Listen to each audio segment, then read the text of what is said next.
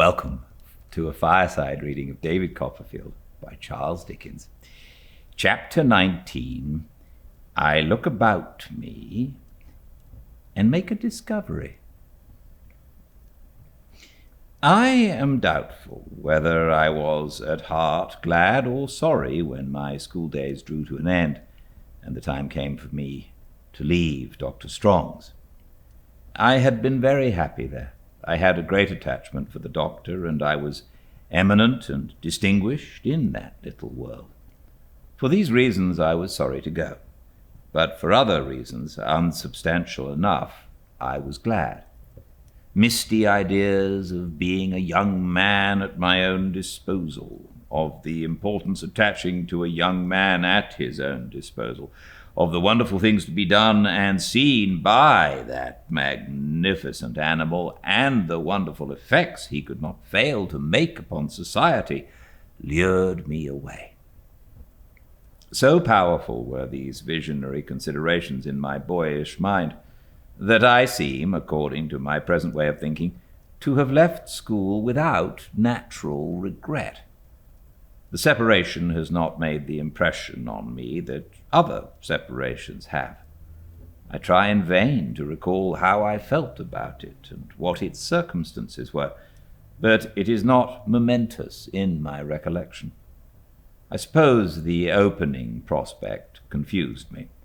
I know that my juvenile experiences went for little or nothing then, and that life was more like a great fairy story which I was just about to begin to read than anything else. My aunt and I had held many grave deliberations on the calling to which I should be devoted. For a year or more I had endeavored to find a satisfactory answer to her often repeated question, what I would like to be. But I had no particular liking that I could discover for anything. If I could have been inspired with a knowledge of the science of navigation, taken the command of a fast-sailing expedition, and gone round the world on a triumphant voyage of discovery, I think I might have considered myself completely suited. But, in the absence of any such miraculous provision, my desire was to apply myself to some pursuit that would not lie too heavily upon her purse, and to do my duty in it, whatever it might be. Mr. Dick had regularly assisted at our councils with a meditative and sage demeanour. He never made a suggestion but once, and on that occasion, I don't know what put it into his head, he suddenly proposed that I should be a brazier. My aunt received this proposal so very ungraciously that he never ventured on a second, but ever afterwards confined himself to looking watchfully at her for her suggestions and rattling his money. Trot, I tell you what, my dear, said my aunt one morning in the Christmas season when I left school, as this knotty point is still unsettled, and as we must not make a mistake in our decision if we can help it, I think we had better take a little breathing time. In the meanwhile, you must try to look at it from a new point of view, and not as a schoolboy. I will, aunt. It has occurred to me, pursued my aunt, that a little change and a glimpse of life out of doors may be useful in helping you to know your own mind and form a cooler judgment. Suppose you were to go down into the old part of the country again, for instance, and see that out-of-the-way woman with the savagest of names, said my aunt, rubbing her nose, for she could never thoroughly forgive Peggotty for being so called. Of all things in the world, aunt, I should like it best. Well, said my aunt, that's lucky, for I should like it too.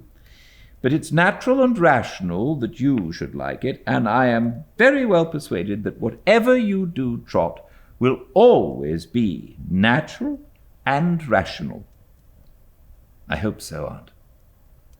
Your sister, Betsy Trotwood, said my aunt, would have been as natural and rational a girl as ever breathed, You'll be worthy of her, won't you?" "I hope I shall be worthy of you, Aunt. That will be enough for me." "It's a mercy that poor dear baby of a mother of yours didn't live," said my aunt, looking at me approvingly, "or she'd have been so vain of her boy by this time that her soft little head would have been completely turned, if there was anything of it left to turn." My aunt always excused any weakness of her own in my behalf by transferring it in this way to my poor mother. "Bless me, Trotwood, how you do remind me of her." "Pleasantly, I hope, Aunt," said I. "He's as like her, Dick," said my aunt emphatically. "He's as like her as she was that afternoon before she began to fret, bless her heart. He's as like her as he can look at me out of his own 2 eyes." "Is he indeed?" said Mr. Dick. "And he's like David, too," said my aunt decisively. "He is very like David," said Mr. Dick. "But what I want you to be, Trot," resumed my aunt, "I don't mean physically, but morally. You are very well, physically, is a firm fellow, a fine, firm fellow, with a will of your own, with resolution," said my aunt, shaking her cap at me and clenching her hand, "with determination, with character, Trot, with strength of character that is not to be influenced, except on good reason, by anybody or by anything. That's what I want you to be. That's what your father and mother might both have been, heaven knows, and been the better for it." I intimated that I hoped I should be what she described. "That you may begin in a small way to have a reliance upon yourself and to act for yourself," said my aunt, "I shall send you upon your trip alone. I did think once of Mr. Dick's going with you, but on second thoughts I shall keep him to take care of me." Mr. Dick for a moment looked a little disappointed, until the honour and dignity of having to take care of the most wonderful woman in the world restored the sunshine to his face. "Besides," said my aunt, "there's the memorial." "Oh, certainly," said Mr. Dick in a hurry. "I intend, Trotwood, to get that done immediately. It really must be done immediately. And then I will go in, and then," said Mr. Dick, after checking himself and pausing a long time, "there'll be a pretty kettle of fish." In pursuance of my aunt's kind scheme, I was shortly afterwards fitted out with a handsome purse of money and a portmanteau, and tenderly dismissed upon my expedition. At parting, my aunt gave me some good advice and a good many kisses, and said that as her object was that I should look about me and should think a little, she would recommend me to stay a few days in London, if I liked it, either on my way down into Suffolk or in coming back. In a word, I was at liberty to do what I would for 3 weeks or a month, and no other conditions were imposed upon my freedom than the before-mentioned thinking and looking about me, and a pledge to write 3 times a week and faithfully report myself. I went to Canterbury first, that I might take leave of Agnes and Mr. Wickfield, my old room, in whose house I had not yet relinquished, and also of the good doctor. Agnes was very glad to see me, and told me that the house had not been like itself since I had left. "I am sure I am not like myself when I am away," said I. "I seem to want my right hand when I miss you, though that's not saying much, for there's no head in my right hand and no heart. Everyone who knows you consults with you and is guided by you, Agnes." "Everyone who knows me spoils me, I believe," she answered, smiling. "No, it's because you are like no one else. You are so good and so even-tempered, so sweet-tempered. You have such a gentle nature, and you are always right."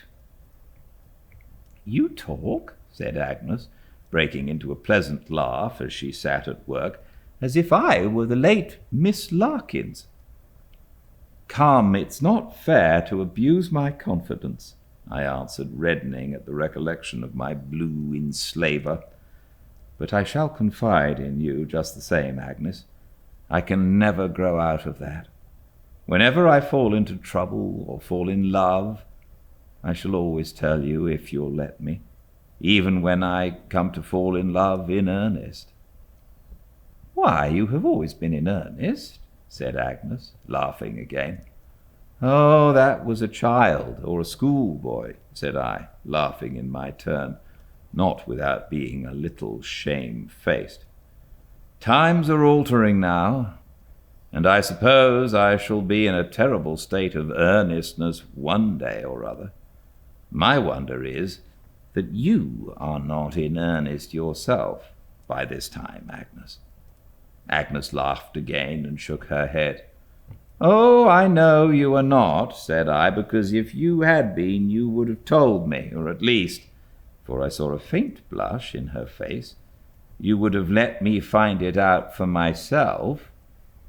But there is no one that I know of who deserves to love you, Agnes.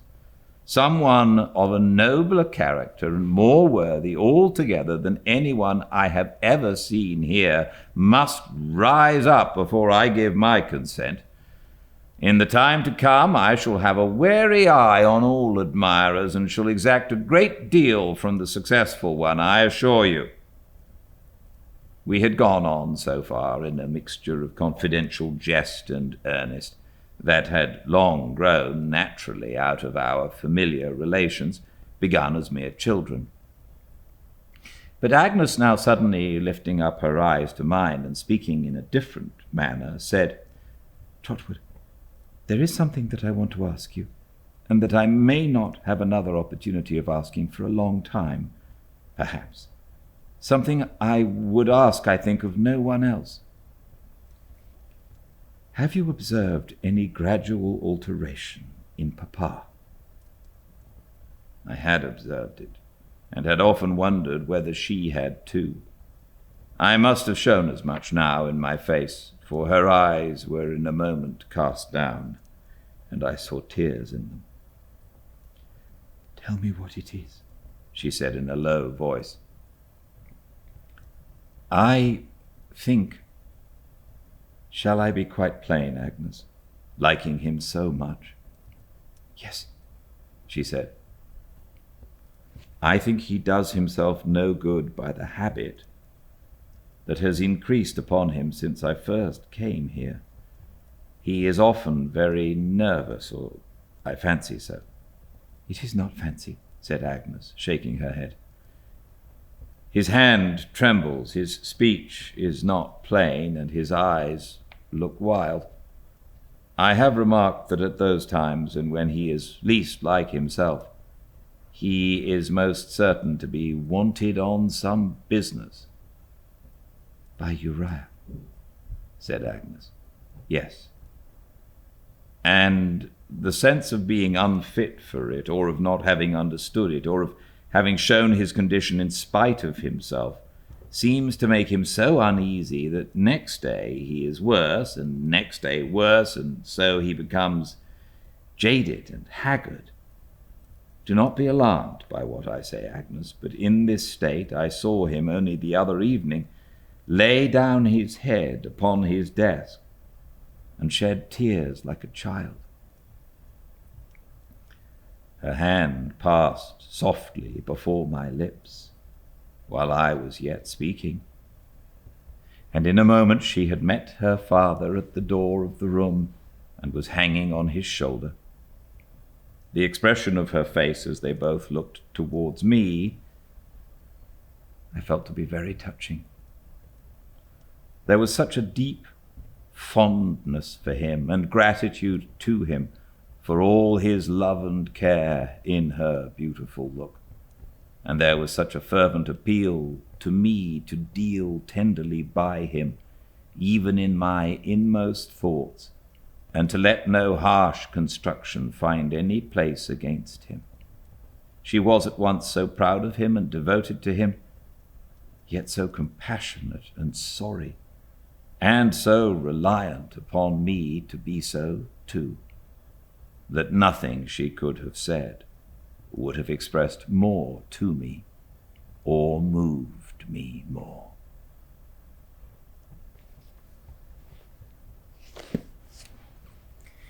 More of this chapter tomorrow. I hope you can join me at the same time and place, 5 Pacific at Fireside Reading on Instagram, and all the chapters and the daily synopsis are uploaded to the YouTube channel Fireside Reading.